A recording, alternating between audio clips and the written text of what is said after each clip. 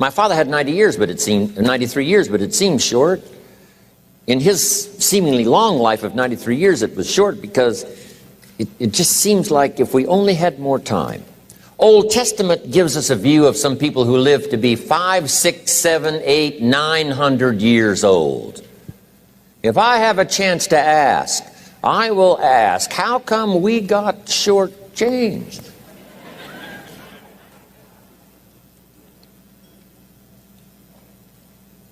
Wouldn't that be a good question if you had a chance to ask?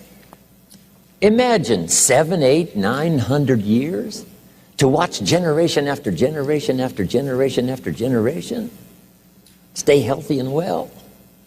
I mean, you gotta be healthy to make it to 900. You gotta take your vitamins.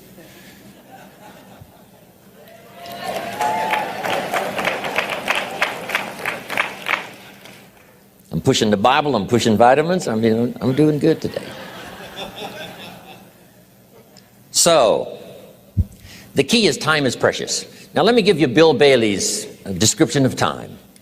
Life is not just the passing of time. Life is not just the passing of time.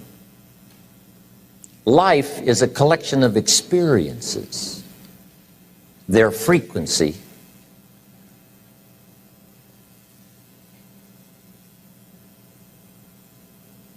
and their intensity. Life is not just watching the clock tick away. Life is a collection of experiences, their intensity, their frequency. When my friend Mark died at age 44, someone says, that's young to die. But what if he lived 4 lifetimes in one? It might not be too young. So here's whatever the span of your life turns out to be, here's what you want to fill it up with: experiences and the intensity of those experiences.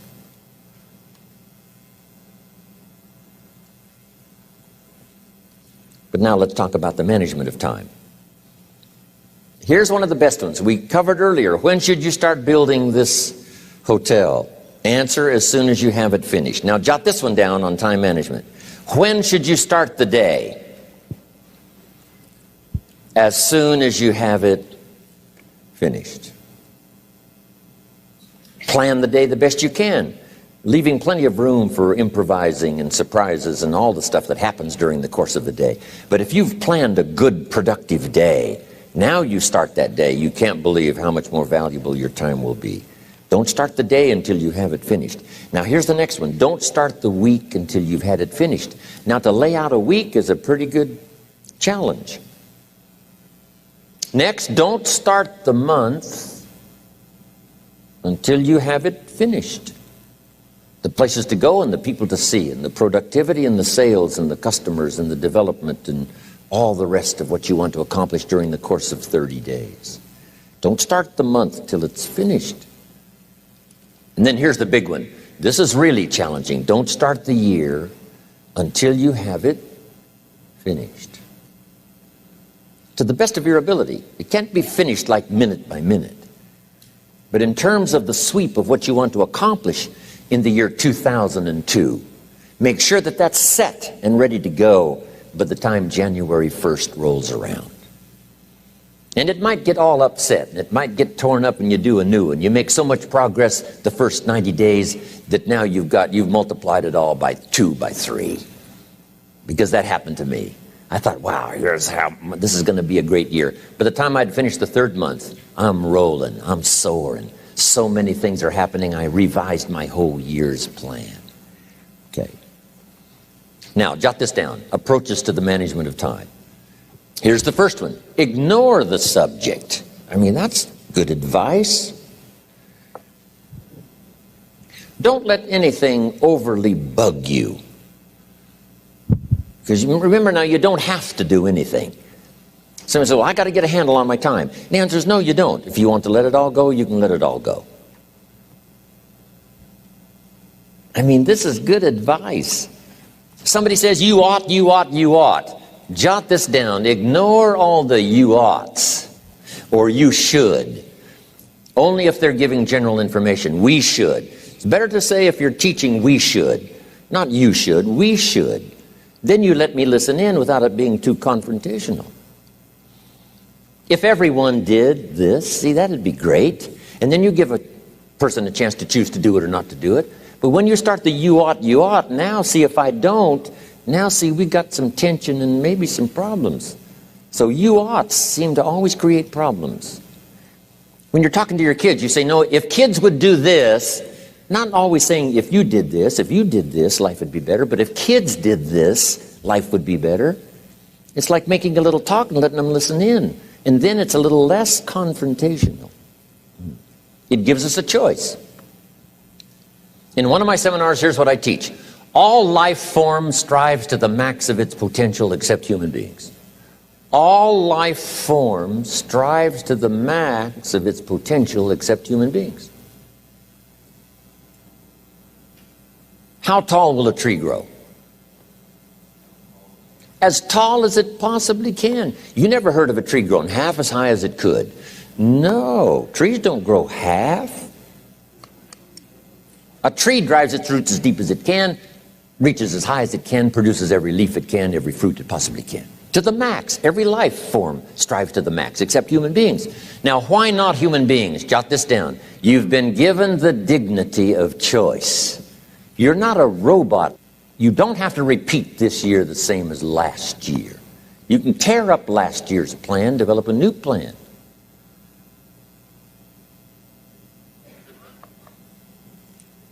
So, the dignity of being a human being. Now, here's the choice on being a human being. To be part of all we were meant to be, or to be all.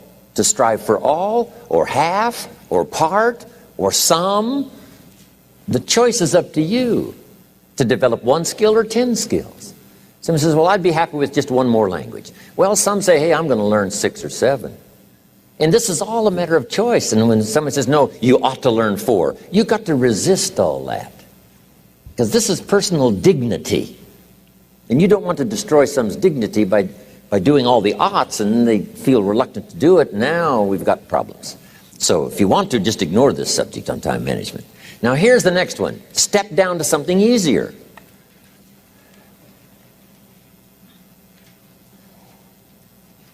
The guy's in sales and he says, oh, I want to own the company. Finally owns the company. Now he's got no time to play golf. He said, when I was in sales, I was making big money playing golf 3 days a week. Heck with this owning something. Heck with managing. My life was never my own after I started to manage. I'm going back to sales. See, this is the key. If you're getting too pressed, you might consider stepping down to something with a little easier time pressure.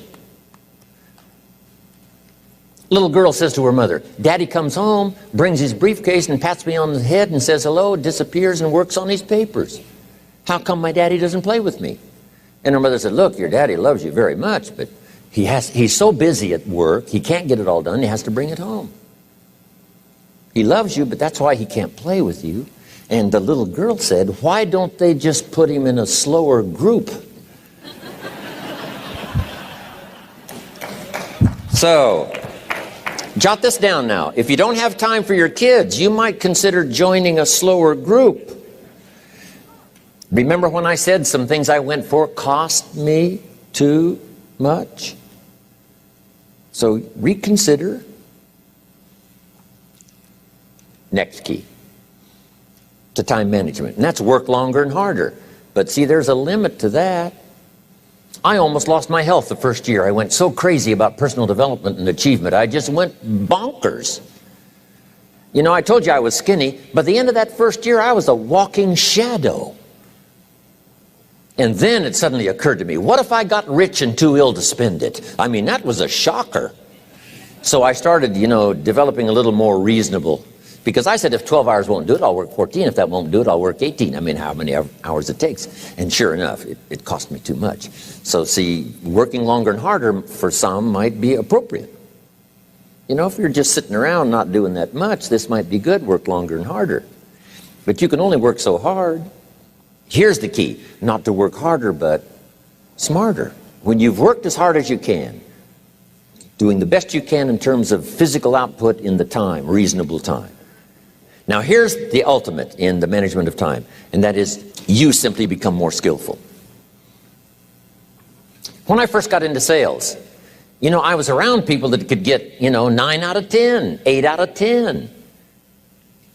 And when I first started, I could only get 1 out of 10. But here's what I did. I worked around the clock, so that I would make up in numbers what I lacked in skill. That's good in sales. You got to jot that down. When you're new, you make up in numbers what you lack in skill. Now, when you become more skillful, the numbers can go down because now your persuasive ability and all of that is now so high that you don't need to put as many numbers out. But at first, if you want to compete or if you want to really get good, you've got to put in the numbers. But if you get more from yourself, develop more of yourself, now the time management becomes an easier task. Now here's the next thing. Either you run the project or it runs you. I've found out when you start something, at first you're in charge. All of a sudden, a year later, it's in charge. Some of the companies I started, I'm telling you, I'm in control. A couple of years later, I'm out of control. At first, I've got it on the run. 2 years later, it's got me on the run. Haven't got enough time. I'm dizzy with trying to get it all done. So here's part of the key, and that's to get in charge. Say, I'm going to take charge of my health. One of my albums is entitled, Take Charge of Your Life. Take charge of your time. Take charge of your resources, which we're going to talk about next. Take charge of your health. You're the one that's responsible for it. It's not a requirement of society that you not have a heart attack and take care of your family. That's not a requirement of society, but you must make it a requirement of yourself. Society doesn't require that you build a financial wall around your family nothing can get through. That's not a requirement of society. It's a requirement you impose on yourself to build a financial wall around your family nothing can get through. So impose on yourself this self-development of being in charge, taking charge of your life and your health and your future and your responsibilities and all the rest. Next, reasonable time is enough time to achieve all of your goals. Just jot that down. Reasonable time is enough time. I had to learn that. Reasonable time is enough time. Here's why. It's not the hours you put in, it's what you put in the hours. If you start depositing greater ideas into the hours you've got later than now, I'm telling you later, you can't believe the productivity that will flow. The ideas you can't think of now, a year from now, they'll start to flow. And when you deposit those ideas in the hours you've got, productivity multiplies by 2, 3, 5, 10. Next, time management essential. We've already covered the first one, a written set of goals. And then do priorities on your goals. What's important this week? What's important this month? Here's the next one. Often review. Just go over your goals to make sure that your list is working for you. It's got you inspired. It's got you turned on.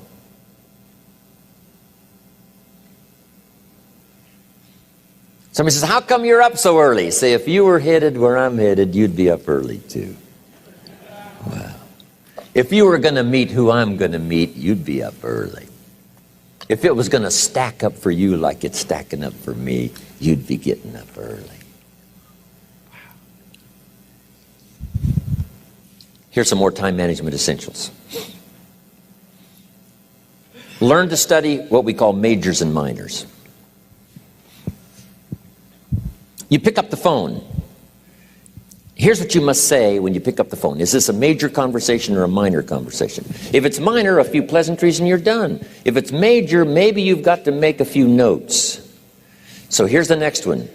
Important conversations, make an agenda before you make the call.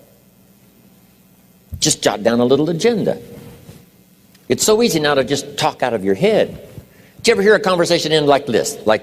Let's see, there was something else. See, you don't look that swift. I can't think of it right now. I'll call you back. See, you look a little incompetent. Let's see, there was something. It escapes me right now. Really? So have you got this now? Make an agenda before you make a call if it's an important call. Now later that saves you all kinds of stuff. You call John in, the salesman, and say, John, remember those 4 things we went over? He said, no, we didn't talk about that. And then you pull out your daytime or whatever, and there's the list you made when you made the call. He said, oh yes, seems like I do remember. And you've got him with your list. If it's just, salespeople especially can talk you out of what's in your head. It's true. No, we didn't talk about that. And if you don't have a little proof, I'm telling you, it's gone. So make an agenda before you make a call. So what's major, what's minor? Now here's the key on this. Don't major in minor things. If you take up major time to do minor things, I'm telling you, you'll be behind the curve constantly. Here's what we learn in sales training. What's major time and what's minor time? Here's minor time, thinking about prospects. Here's minor time, making lists of prospects. Here's minor time, keeping books on prospects. Here's minor time, going to see the prospect. Here's minor time, evaluating the prospect after you've been there. That's all minor time. Here's major time, in the presence of the prospect. That's major time. And if you took a look, if you're in sales and you took a look at a week, you'd say, my gosh, I'm spending 90% of my time on the minor stuff and so little time on the major stuff in the presence of. How many hours in the presence of in my day? How many hours in the presence of during my sales week? Because the time that really counts is in the presence of the prospect. Majors and minors. Here's another key time management essential. Don't mistake movement for achievement. It's easy to get faked out by being busy. Guy comes home at night all exhausted, falls in the chair and says, oh, I've been going. Here's the big question. Doing what? It's not the going. Some people are going, and they're doing figure eights. I mean, their progress is small. So don't mistake movement for achievement. Here's another one in sales we learned. Don't mistake courtesy for consent. If somebody's pleasant and they nod, you say, oh, they're going to buy. No, they're courteous. You can't mistake courtesy for consent.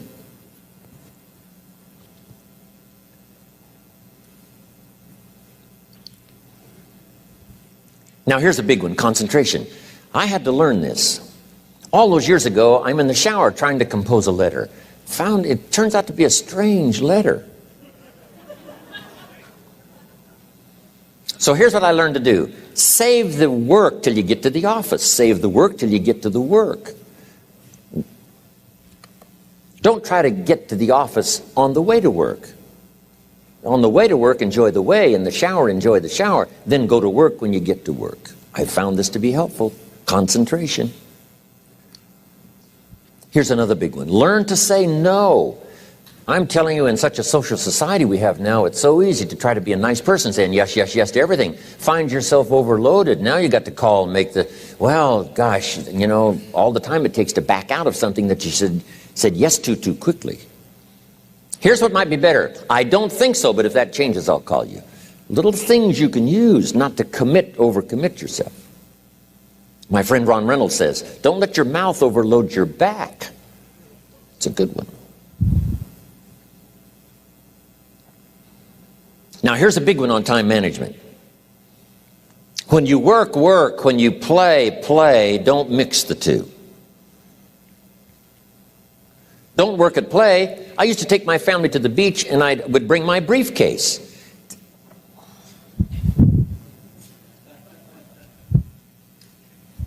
I learned not to do that. Or at the beach, I'm saying I should be at the office. I should be at the office. Now my family's upset because I'm at the beach and I'm thinking office, office, office. Now when I'm at the office, I'm thinking what? I got to get my family to the beach, the beach, the beach. So things are not going too well at the office because I'm thinking beach, and things are not going too well at the beach because I'm thinking office. Here's what I learned to do. At the beach, be at the beach. At the office, be at the office. When you work, work. When you play, play. Don't mix the two. Don't work at play. Now here's one of the most important ones. Don't play at work. Work is too serious. You don't want the reputation of being the office joker. It's not a good one. Yes, there's time for some pleasant stories. Yes, there's time for a little humor. Yes, best if it's a happy office, of course. But I'm telling you, you got to be serious about work, because you're parting with a piece of your life for the work you do. Your work costs you a piece of your life. Here's what it's called: serious business. Not grim, not unhappy, but serious.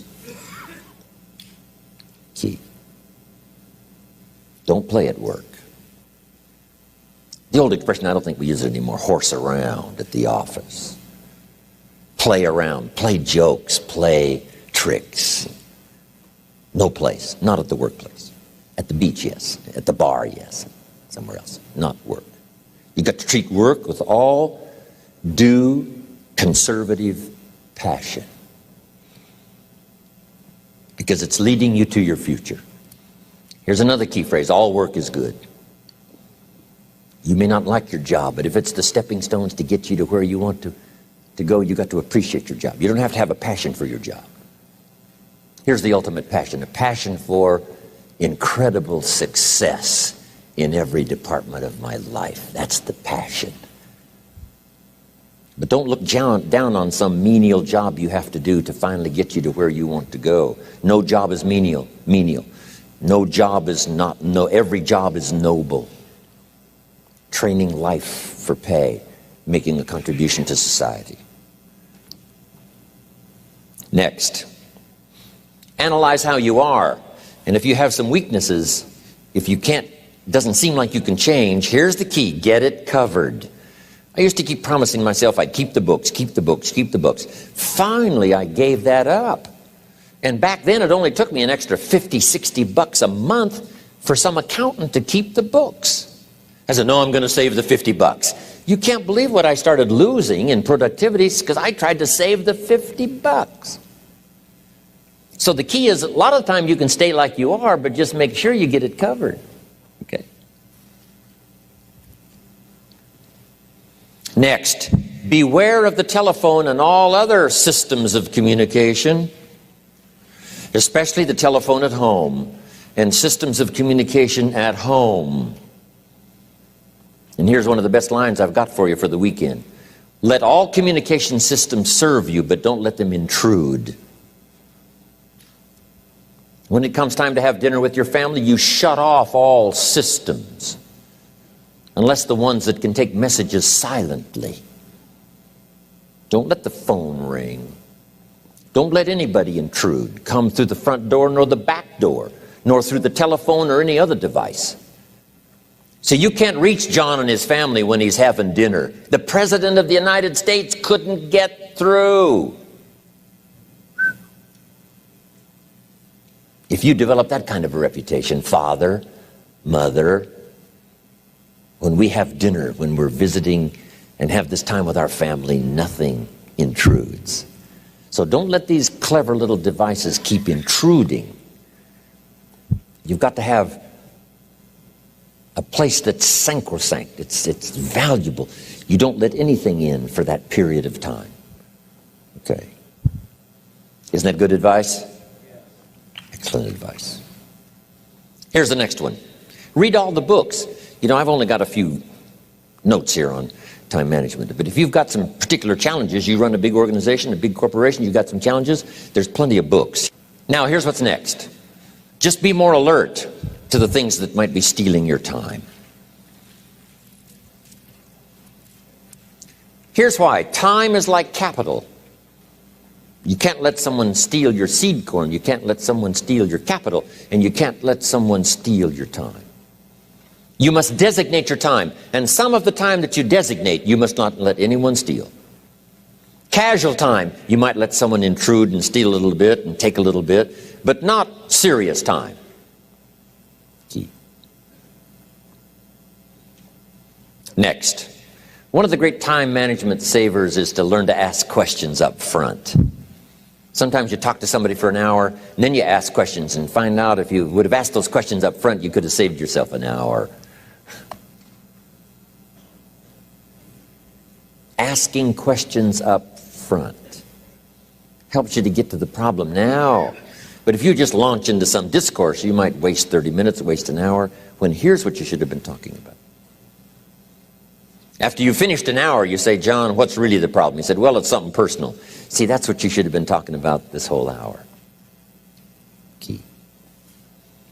Next, learn to think on paper. Now we're going to take a break. Some ways to think on paper. One, we've covered one. Solving problems. Take it out of your head and put it on paper. Another one is setting goals. Making these lists we've already started. Here's another good way to think on paper. It's a projects book. Each person you're working with and each project you're working on, get a loose leaf binder and a tab and some pieces of paper behind the tab, and do a little continual summary of how it's going between you and that person and between you and that project. I call it a projects book. It is so useful to me. But what's going on between you and this person? When you last got together, what did you talk about? And you got a few notes there. Here's what we talked about the last time we got together. Now when you get together again, you can review that so you'll know better what to talk about. When the president gets ready to travel and he's going to meet some important people, guess what they bring him? All these briefing books. Right? The last time you were with Khrushchev, Kennedy is informed. Here's what he said and here's what you said. Kennedy said, oh, that's valuable. I need to remember that. If a person is important, it's worth a little running account. You might even have a projects book for your children. Here's what's happening between me and my child. We've talked about this, and we've talked about this, and we've talked about this. Next, a day timer. Keeping track of all of your appointments. You know, mine is all filled with, when to catch an airplane and when to do a seminar and when to sit down and have a conference, all the rest. Next is a game plan. If you've got a house and the insurance is going to come due and some other things are going to come due, you just put it on a spreadsheet and make sure it's taken care of. Key phrase, take things out of your head and put them on paper. And the key is to just experiment with different ways that helps you to do that. Now here's the last one, thinking on paper, and that's to keep a journal. One of the things I'm known for around the world, have been now for 39, 40 years, is keeping a journal. Now my journal is not it's not necessarily it's not like a diary. It might be part diary. I'm flying over Ireland and I write down a few little things that impress me. Today I met this person. Wow, what an extraordinary event. Today I conducted this seminar in Rome. 1,000 people stood up and sang for me. I've got a little bit of a diary in there. But here's what primarily your journal is for. Collecting good ideas. A journal is to collect good ideas on your health, good ideas for your business, good ideas for your future, good ideas for time management. Because I used to take notes on pieces of paper and torn off corners and backs of old envelopes and restaurant placemats. And I threw all this stuff in a drawer. It did not serve me well. I finally learned to get a bound copy, right? And just keep a journal, right? If I was here, I had my journal, I'd be taking notes, right? These 2 days in my journal. Now, if you're caught without your journal, you just take the notes. When you get back home, you put those notes in your journal, throw the paper away. Because we don't usually go through paper to review. But see, my journals now make up a significant part of my own library. My journal's all reserved privately for my children and my grandchildren. Can you imagine what I've collected over the years? It's unbelievable. There are 3 treasures to leave behind. I think you've already got those notes, right? Here they are. Number 1, your pictures. Don't leave the event unrecorded. It takes only a fraction of a second to say, here's who I was with.